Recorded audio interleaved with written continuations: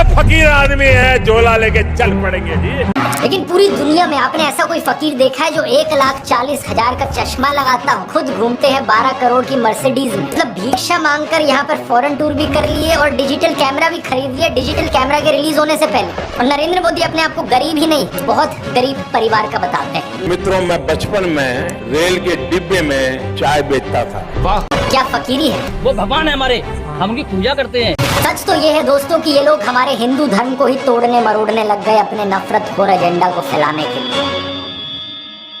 नमस्कार दोस्तों, जर्नलिस्ट अनिल यादव एक बीजेपी वर्कर मंगल वाजपेयी से बात कर रहे थे कानपुर में। मंगल एक लोडर का काम करते हैं, यानी गाड़ियों में सामान चढ़ाने का काम करते हैं। क्या नाम बताएं? योगी साहब, मेरा मंगल वाजपेयी। मंगल वाजपेयी है, यहाँ लोडर का काम करवाते हैं। साथ ही साथ ये बीजेपी एमएलए महेश त्रिवेदी के लिए वॉलंटियर भी करते हैं। ये उम्मीद जता रहे थे कि बीजेपी इस बार 400 पार करेगी। चुनाव में किसका माहौल है? बीजेपी जीतेगी, जीतेगी 400 के ऊपर। लेकिन जैसे जैसे बात आगे बढ़ती है, मंगल अपनी परेशानियों के बारे में बताते हैं। वो बताते हैं कि उनके पास बिजली नहीं, सीवर की व्यवस्था नहीं, हमारे पास बिजली नहीं है घर में, हमारे पास लैट्रिन घर में नहीं है, हमारे पास सीवर व्यवस्था नहीं है। उन्होंने बीजेपी एमएलए महेश त्रिवेदी को कई बार कहा, हमने महेश त्रिवेदी से भी कई बार कहा कि 20 फुट पाइप पड़ना है, तो अगर पड़ जाए तो हमारे घर की सीवर व्यवस्था बन जाए। नहीं बन पाई।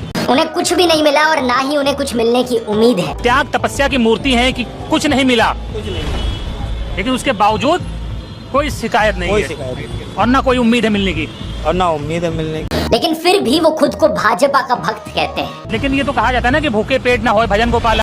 इस पर मंगल वाजपेयी जवाब देते हैं कि ऐसा कुछ नहीं है, आदमी बालू खाकर भी पेट भर सकता है, यानी कि मिट्टी खाकर भी पेट भर सकता है। सब हो जाता है अगर संत चाह लेगा, अगर संत चाह लेगा तो सब हो जाता हो। बालू खा के पेट भर लेता हो। इन्हें कोई शिकायत नहीं है। प्रधानमंत्री मोदी को ये परमात्मा मानते हैं, उनकी पूजा करते हैं। ऐसा कैसे हो सकता है कि एक पॉलिटिशियन को लेकर लोग इतने अंधे हो गए हैं? और ये इकलौते नहीं है, मैंने पिछले वीडियो में आपको उसके कई और उदाहरण दिए थे। बीजेपी के टिकट पर तो कुत्ता भी खड़ा हो जाए हम जिता देंगे। ये सच है, अगर कुत्ता भी आएगा उसको भी जिताएंगे। ये तो फिर अंधविश्वास नहीं, भक्त हैं, अंधविश्वास नहीं है, हम भक्त हैं। नहीं, महंगाई मेरे हिसाब से कोई ज्यादा नहीं हुई।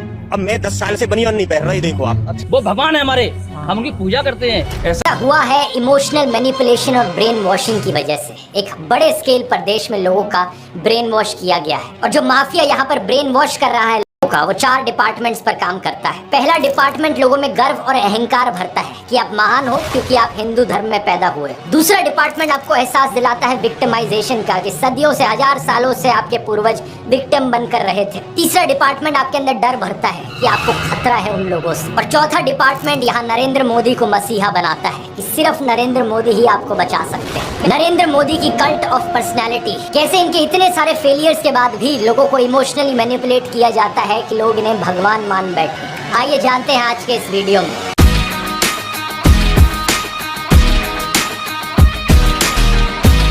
जून 2013 की बात है दोस्तों। राइटर नीलांजन मुखोपाध्याय ने एक किताब लिखी नरेंद्र मोदी के ऊपर। ये एक बायोग्राफी थी। इस किताब में लिखा गया कि कैसे नरेंद्र मोदी जब 6 साल के थे, वडनगर रेलवे स्टेशन पर गुजरात में वो चाय बेचा करते थे। ये चाय बेचने वाला किस्सा तभी से लेकर नरेंद्र मोदी की संघर्ष की कहानी का ये एक मेजर टॉकिंग पॉइंट रहा है। 2015 में जब टाइम मैगजीन ने प्रधानमंत्री मोदी का इंटरव्यू लिया तो उन्होंने बताया कि कैसे वो एक बहुत गरीब परिवार से आते थे, कैसे बचपन में वो चाय बेचा करते थे रेलवे स्टेशन पर। इनकी एग्जैक्ट लाइनें सुनिए। मैं पॉवर्टी में पैदा हुआ हूँ, बचपन में मेरा पूरा बचपन पॉवर्टी में बीता है। मेरे लिए पॉवर्टी एक तरीके की पहली इंस्पिरेशन थी मेरी जिंदगी में। लेकिन कितनी सच्चाई है इन बातों में, बहुत से लोगों ने टाइम टू टाइम सवाल उठाए हैं। जैसे कि नरेंद्र मोदी के बचपन की ये फोटो देखिए। वे 1950 यानी 1950 में पैदा हुए थे। क्या उस समय किसी गरीब परिवार में पैदा हुए बच्चे के पास ऐसे कपड़े होंगे? जरा खुद ही सोचकर देखिए। सूट तक पहन रखे हैं इन्होंने अपनी बचपन की फोटोज में। मैं खुद 1994 में एक मिडिल क्लास फैमिली में पैदा हुआ हूँ, लेकिन मेरी तो बचपन की ऐसी कोई फोटो नहीं मिलेगी आपको जिसमें मैंने कोई सूट पहन रखा। और नरेंद्र मोदी अपने आप को गरीब ही नहीं, बहुत गरीब परिवार का बताते हैं। इंडिया टुडे ने इनकी पुराने घर की एक फोटो पब्लिश करी थी, स्क्रीन पर देखिए। बहुत बड़ा घर नहीं है, लेकिन क्या आपको ये 1950s के किसी बहुत गरीब परिवार का घर दिखता है? परिवार में नरेंद्र मोदी के 5 भाई और 1 बहन है। 2 साल पहले नरेंद्र मोदी के छोटे भाई प्रहलाद मोदी ने कहा था कि उन 5 भाइयों में से जिसका नंबर लगता था वो मदद करने चले जाता था। उनके पिता ने पूरी जिंदगी चाय बेची, उन 5 भाइयों और 1 बहन को बड़ा किया। इसलिए नरेंद्र मोदी को चाय बेचने वाले का बेटा कहना चाहिए। ये पत्रकारों की गलती है। सब भाइयों ने चाय बेची है, मेरे पिता ने पूरी जिंदगी चाय बेची, पूरी जिंदगी। इसीलिए कहा जाए तो चाय बेचने वाले का बेटा कहना चाहिए, चाय बेचने वाला नहीं कहना चाहिए। ये पत्रकारों की गलती है। 2014 में कांग्रेस नेता अहमद पटेल ने कहा था कि नरेंद्र मोदी कभी चाय वाला नहीं थे, बल्कि वो एक कैंटीन ठेकेदार थे। अब कांग्रेस की बात पर कितना यकीन किया जाए नहीं किया जाए, लेकिन 2021 में बीजेपी ने भी ये कैंटीन वाली चीज अनइंटेंशनली एक्नॉलेज करी थी। रेलवेज मिनिस्टर अश्विनी वैष्णव ने इंस्ट्रक्ट किया ऑफिशियल्स को कि वो वडनगर रेलवे स्टेशन पर एक कैंटीन को ब्यूटीफाई करें। इंडिया टुडे के आर्टिकल में यह क्लियरली लिखा हुआ है और इसके नीचे एक फोटो भी लगी है इस टी स्टॉल / कैंटीन की, जो नरेंद्र मोदी के पिता चलाया करते थे। हाल ही में लिखे गए CNN के इस आर्टिकल को देखिए। नीलांजन मुखोपाध्याय खुद कहते हैं कि मोदी की जो पॉवर्टी की कहानी है वो ग्रॉसली एग्जैजरेटेड है, यानी कि बहुत बढ़ा चढ़ा कर लोगों को बताई गई है। इतना ही नहीं, एक दूसरे आर्टिकल में नीलांजन बताते हैं कि नरेंद्र मोदी के पिता के पास इतने पैसे थे कि वो मोदी और उनके भाइयों को स्कूल भेज पाए, और स्कूल जाने का मतलब था कि वो कहीं और फुल टाइम काम नहीं कर सकते थे, बस वो स्कूल के बाद अपने पिता का हाथ बटाया करते थे। ये सब सुनकर एक बहुत बड़ा सवाल आपके मन में आएगा कि ऐसी कहानियों को क्यों बढ़ा चढ़ा कर हमें बताया जाता है। नीलांजन कहते हैं ऐसा इसलिए किया जाता है ताकि इंडियन पब्लिक को एक आइडिया बेचा जा सके। मित्रों, मैं बचपन में रेल के डिब्बे में चाय बेचता था और आज आपके सामने खड़ा हूं।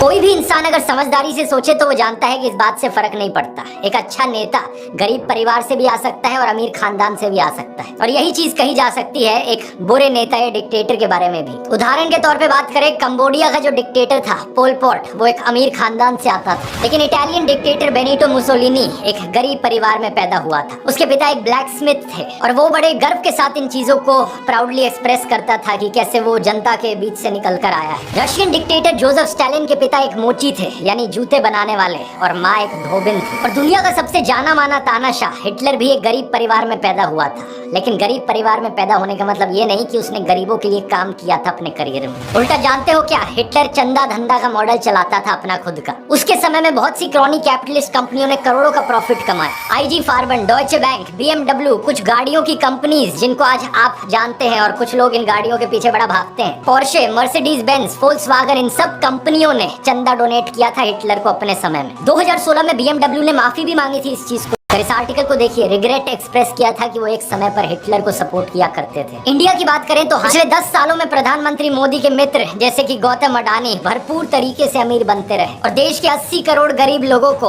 5 किलो मुफ्त अनाज लेने पर मजबूर कर दिया गया। बेरोजगारी और महंगाई ने गरीब लोगों की कमर तोड़कर रख दी है आज के दिन। अब तो ऐसी सिचुएशन आ चुकी है कि नरेंद्र मोदी खुद को गरीब परिवार का बताते हुए जिन राहुल गांधी को एलीट वर्क का प्रोजेक्ट करते थे, युवराज कहते थे, आज वही राहुल गांधी खुल्लम खुल्ला गरीबों को कह रहे हैं कि वो गरीबों के हैं और नरेंद्र मोदी अडानी अंबानी जैसे अमीर सेठों के हैं। अडानी को बिना मजदूरी बिना कुछ लाखों करोड़ रुपए देते हैं तो कहते हैं देखो देखो देखो विकास हो रहा है। हमने मनरेगा किया, मजदूरी के लिए पैसा दे रहे हैं और कहते हैं गरीबों की आदत बिगाड़ रहे हैं। मैं आपका हूँ, वो उनके हैं। राहुल गांधी कह रहे हैं कि जितना रुपए नरेंद्र मोदी ने अडानी को दिया है उतना रुपए वो देश के गरीब लोगों को देंगे। और मैं देश को फिर से दोहरा के कह रहा हूँ, जितना पैसा नरेंद्र मोदी जी ने इनको दिया है ना, उतना ही पैसा हम हिंदुस्तान के गरीब लोगों को देने जा रहे हैं। महालक्ष्मी योजना, पहली नौकरी पक्की योजना, इन योजनाओं के माध्यम से करोड़ों लाखपति बनाएंगे। इन्होंने 22 अरबपति बनाए, हम करोड़ों लाखपति बनाए। प्रधानमंत्री मोदी इसका ज्यादा जवाब दे नहीं पाए। उल्टा उन्होंने कोशिश करी थी ये कहने की कि अडानी अंबानी एक्चुअली में कांग्रेस के साथ मिले हुए हैं। जरा ये शाहजादे कोशिश करें इस चुनाव में ये अंबानी अडानी से कितना माल उठाया है। मार्च में आई इस रिपोर्ट को देखिए, भारत में इनकम इनइक्वालिटी 100 साल में सबसे ज्यादा हो गई है। इतनी बुरी हालत अंग्रेजों के जमाने में भी नहीं होती थी। ऐसे में अगर राहुल गांधी ने संकल्प लिया कि अगले 5 सालों में वो सभी 22 करोड़ गरीब लोगों को गरीबी से निकाल देंगे तो इसमें क्या गलत किया। लेकिन पीएम मोदी इस बात पर भी तंज कसने लगे। उनके पास खुद कोई अपना विजन नहीं है। 80 करोड़ लोगों के हाथ में कटोरा पकड़ा दिया और अगले 5 सालों के लिए यही 5 किलो अनाज वाली स्कीम एक्सटेंड कर दी। ना रोजगार का कोई प्लान बताया है, ना महंगाई कंट्रोल कैसे होगी ये बताया, ना गरीबी कैसे हटेगी ये बताया। और जब राहुल गांधी ने सबके लिए रोजगार की बात करी तो प्रधानमंत्री मोदी उनका मजाक उड़ाने लग गए। कांग्रेस के शाहजादे ने अभी घोषणा की, आप भी सुन करके हंसोगे। सुनाऊं? जोरों से हंसना पड़ेगा आपको। और आपको ये भी मालूम कि ये टेम्पो में पैसा देते हैं, क्या ये आपका पर्सनल एक्सपीरियंस है क्या? फरवरी 2020 में गुजरात में नमस्ते ट्रंप इवेंट हुआ था, तो गरीबों को छुपाने के लिए एक 1600 फुट लंबी दीवार बनाई गई थी। जरा खुद सोचकर देखो, 1995 से लेकर 2020 25 साल से गुजरात में बीजेपी की सरकार थी, जिनमें से 3 बार तो खुद नरेंद्र मोदी ही चीफ मिनिस्टर थे, लेकिन इनसे गरीबी नहीं हटाई गई, उल्टा ये गरीबों को छुपाने लग गए। G20 समिट के समय दिल्ली में भी यही हुआ था। कुछ बस्तियों को हरे पर्दे के पीछे ढक दिया गया था, यानी कि इन गरीब लोगों की मूवमेंट को भी रिस्ट्रिक्ट कर दी।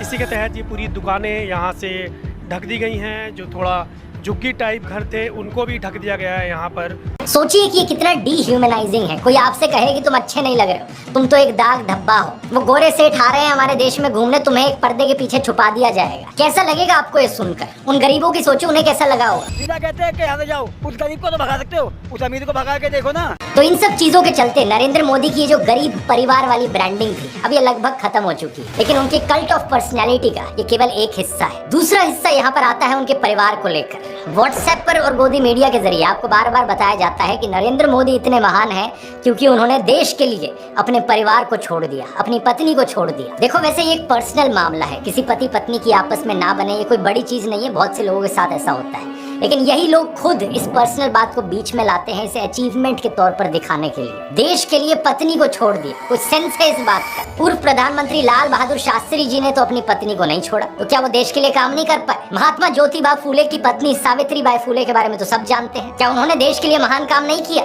आपने अगर रामलीला देखी है तो उसमें भी देखा होगा कि कैसे सीता जी ने भी भगवान राम का साथ दिया वनवास में, और राम ने उन्हें बचाने के लिए क्या क्या नहीं किया।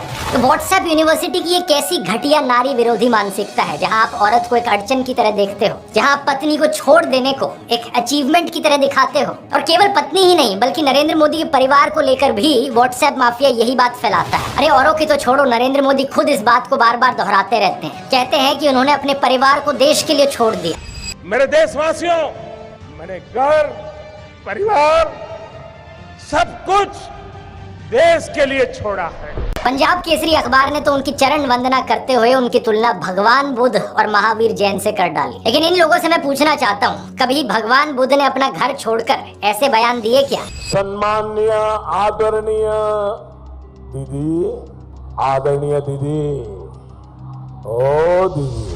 किसी औरत को कांग्रेस का विधवा कहा, 50 करोड़ की गर्लफ्रेंड कहकर अपमानित किया, समाज में नफरत का जहर बोया। सत्ता पाने के लिए भगवान बुद्ध ने ये सब नहीं किया था, वो तो खुद एक राजकुमार थे। वो तो सत्ता को, महल को और सिंहासन को छोड़कर जंगल में गए थे, और उनके पीछे उनके माँ बाप, उनकी पत्नी यशोधरा और उनके बेटे राहुल तो राजमहल में सुविधाओं के साथ जी रहे थे। और जब बुद्ध की ज्ञान प्राप्ति हुई तो जानते हैं उन्होंने सबसे पहले क्या कहा था? oshonews.com पर ओशो के एक लेक्चर का ट्रांसक्रिप्ट दिया हुआ है। जब बुद्ध को ज्ञान प्राप्ति हुई तो पहली बात उन्होंने अपने शिष्यों से ये कही, मैं यशोधरा के पास जाना चाहता हूँ, उससे बात करना चाहता हूँ। ये सुनकर आनंद व्याकुल हो गए, बोले कि ये ठीक नहीं है, लोग क्या कहेंगे? बुद्ध ने कहा, मुझे उसका धन्यवाद करना है उसकी मदद के लिए, और जो मेरे साथ हुआ, जो मुझे मिला, इसका कुछ हिस्सा मुझे उसे देना है, ये उसका कर्ज है मुझ पर। और वो गए। यशोधरा ने उन्हें देखा, 12 साल का गुस्सा उनके अंदर था।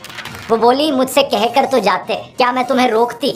इतना भी विश्वास नहीं था मुझ पर। बुद्ध ने माफी मांगी, ये कहा कि मैं ना समझ था, अब समझ आई तो वापस आया हूँ। सुनो, कुछ अद्भुत हो गया है। मेरा पहला दायित्व तुम्हारे प्रति है, इसलिए वह अनुभव तुम्हारे साथ साझा करूंगा। यशोधरा की आंखों से आंसू झरने लगे। आप प्रधानमंत्री मोदी का इंस्टाग्राम अकाउंट देखिए जरा। प्रियंका चोपड़ा और निक जोनस की वेडिंग रिसेप्शन में गए, उन्हें बधाई दे रहे हैं। इस वीडियो को देखिए, विराट कोहली और अनुष्का शर्मा के वेडिंग रिसेप्शन पे जाकर उन्हें गुलाब दे रहे हैं। मलयालम एक्टर सुरेश गोपी की बेटी की शादी में गए। टाइम्स नाउ की एंकर नविका कुमार के बेटे की शादी में गए।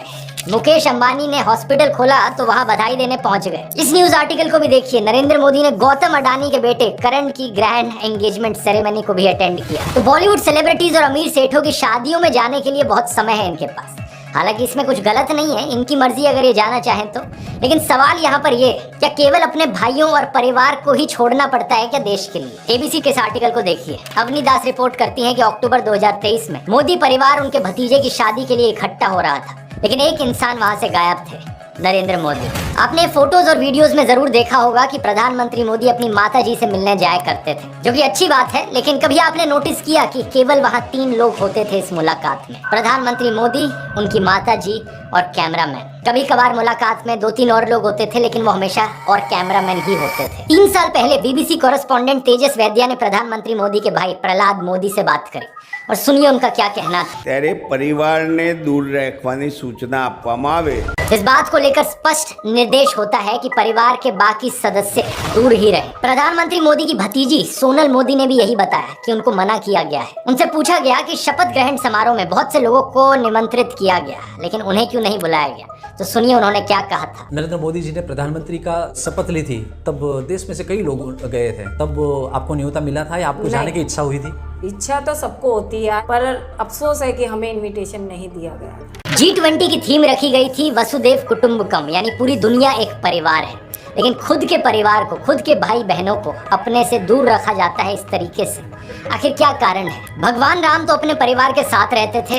राम, लक्ष्मण, भरत, शत्रुघ्न, चारों भाइयों में कितना प्यार था। क्या इसका मतलब ये हुआ कि राम जनता के लिए काम नहीं कर पाए? उन्होंने तो राम राज्य स्थापित किया था, जहाँ कोई गरीब, बेरोजगार, दुखी नहीं था। मैं फिर से कहूंगा, ये प्रधानमंत्री मोदी का अपना पर्सनल मैटर है। अगर वो बॉलीवुड, अडानी, अंबानी जैसे दोस्तों के साथ ताल्लुक रखना चाहते हैं और अपने परिवार के साथ नहीं, उनकी मर्जी। मुझे प्रॉब्लम इस बात से नहीं है, प्रॉब्लम इस बात से है कि इसे अचीवमेंट की तरह क्यों दिखाया जाता है कि मैंने अपना परिवार छोड़ दिया, देखो मैं कितना महान हूँ। ये कोई अचीवमेंट होती है क्या? इसका साइड इफेक्ट ये हुआ है कि बहुत से हिंदू युवा ब्रेन वॉश हो गए हैं। होना ये चाहिए कि वो अच्छे से पढ़ लिख कर कुछ बने, काम धंधा करे, कुछ कमाए और अपने माँ बाप की सेवा करे, लेकिन नहीं, कुछ यूथ की क्या हालत हो गई है कि वो हाथों में तलवार लेकर मस्जिदों के सामने घूम रहे हैं। उन्हें भी अपने परिवार से, अपने माँ बाप से कोई मतलब नहीं। सेलिंग पॉइंट नंबर 1 था मैं गरीब परिवार से हूँ। सेलिंग पॉइंट नंबर 2 था कि मैंने अपने परिवार को छोड़ दिया देश के लिए। और सेलिंग पॉइंट नंबर 3 अब आता है फकीरी।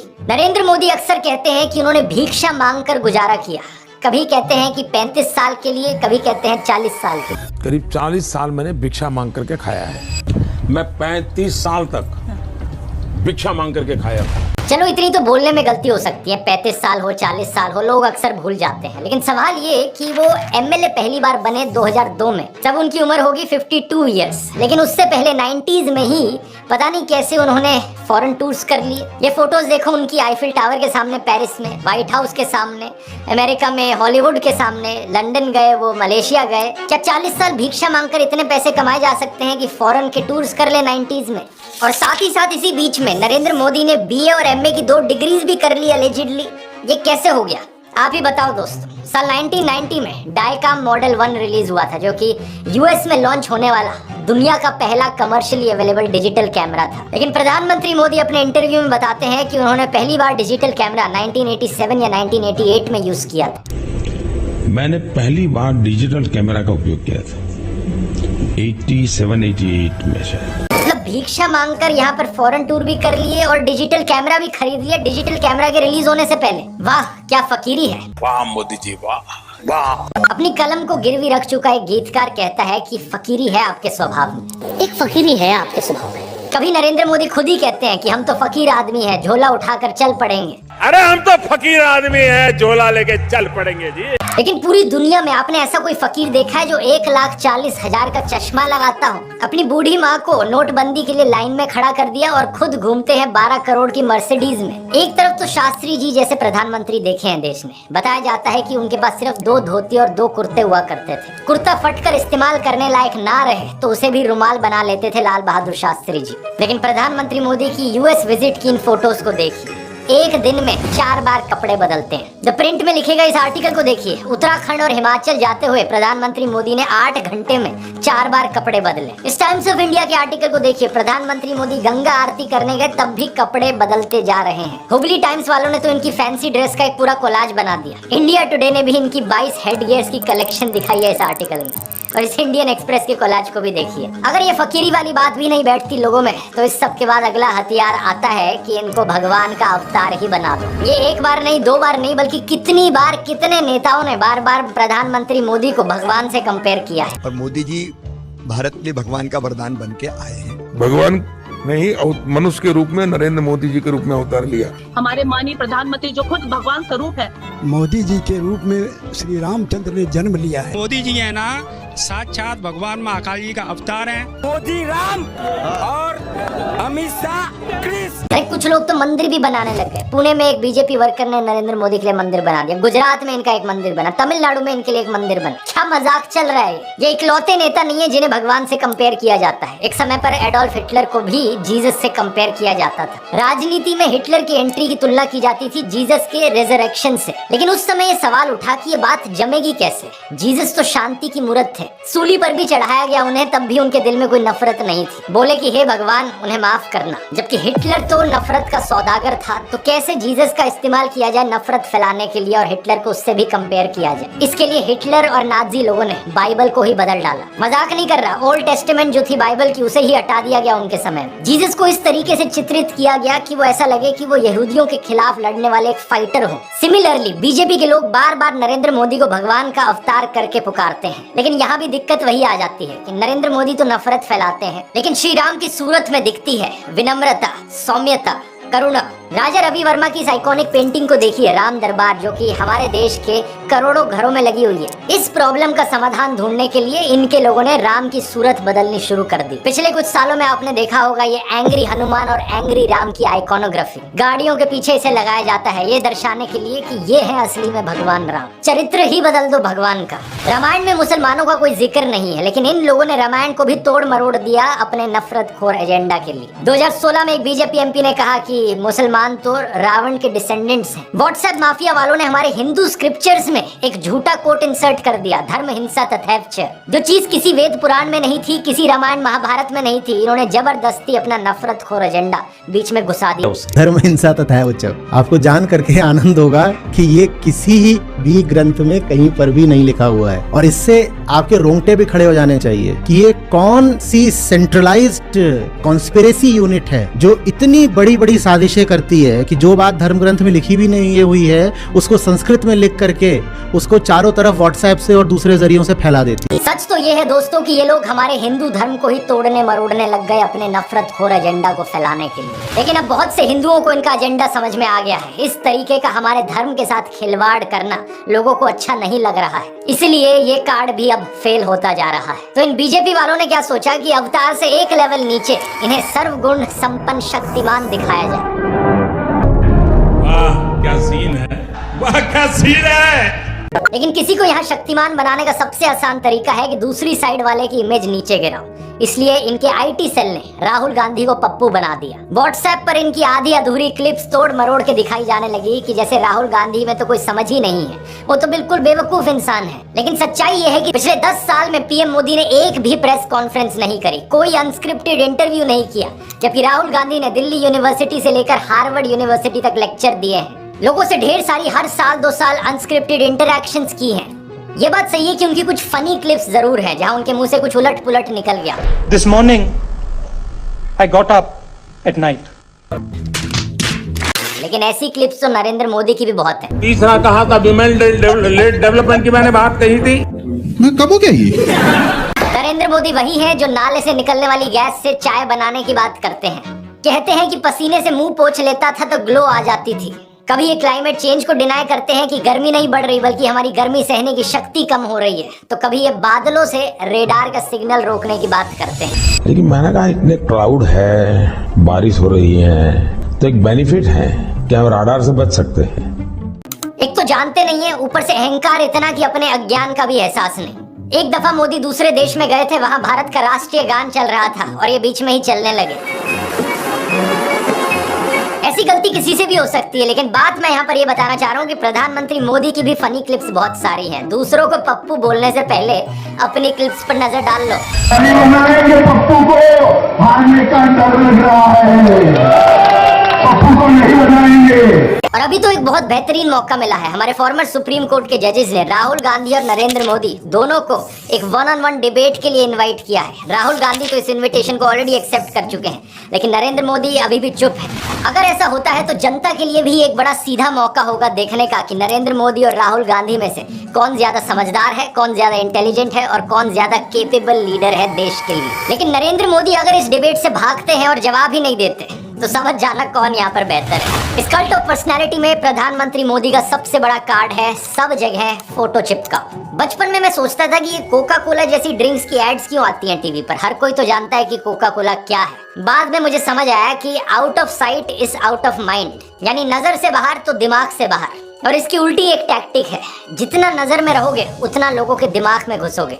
अखबार पर नरेंद्र मोदी, रेडियो पर नरेंद्र मोदी, टीवी चैनलों पर नरेंद्र मोदी, फेसबुक पर नरेंद्र मोदी, पेट्रोल पंप की होर्डिंग्स पर नरेंद्र मोदी, सड़क पर पोस्टर छपे हैं, गूगल एड्स पे करोड़ों खर्च करके अपना चेहरा दिखा रखा है हर एक सरकारी स्कीम के इश्तिहार पे। अरे ये सब तो छोड़ो, कोविड वैक्सीन के सर्टिफिकेट पे भी नरेंद्र मोदी। सेल्फी पॉइंट्स तक बना डाले इन्होंने जगह जगह। 2022 की इस रिपोर्ट को देखिए। आईएनबी मिनिस्ट्री ने बताया कि सरकार ने 8 सालों में 6400 करोड़ से ज्यादा रुपए खर्च किया एडवर्टाइजमेंट्स पर। हर रोज का 71 लाख रुपए तो अखबारों में ऐड देने में लगा दिया। और ये सब तो सरकारी पैसे से चलने वाली एड्स थी। इसके अलावा जो पार्टी फंड से चलने वाली एड है वो अलग, और गोदी मीडिया के एंकर जो दिन रात चाटुकारिता करते हैं वो अलग। हर जगह नरेंद्र मोदी। एक गायक थे जिम मॉरिसन, उन्होंने कहा था कि जो मीडिया को कंट्रोल करता है वो दिमाग को कंट्रोल करता है। लेकिन एक और सिंगर थे बॉब मार्ले, उन्होंने कहा था कि हर वक्त हर किसी को बेवकूफ नहीं बनाया जा सकता। और अब यही हो रहा है कि हर तरफ मोदी का चेहरा देखकर लोग उकता गए हैं। और ये जो वॉर रुकवाने वाली कहानियां हैं, इन पर पूछा जा रहा है कि इतनी ही वॉर रुकवाने वाले हो तो मणिपुर की हिंसा क्यों नहीं रुकवा देते। इलेक्ट्रॉन बॉन्ड का पैसा है, कहीं तो यूज होगा। किसी एक्टर को उठा के बेटी बना देंगे, पापा ने वॉर रुकवा दी, पापा मणिपुर के दंगे क्यों नहीं रुकवा।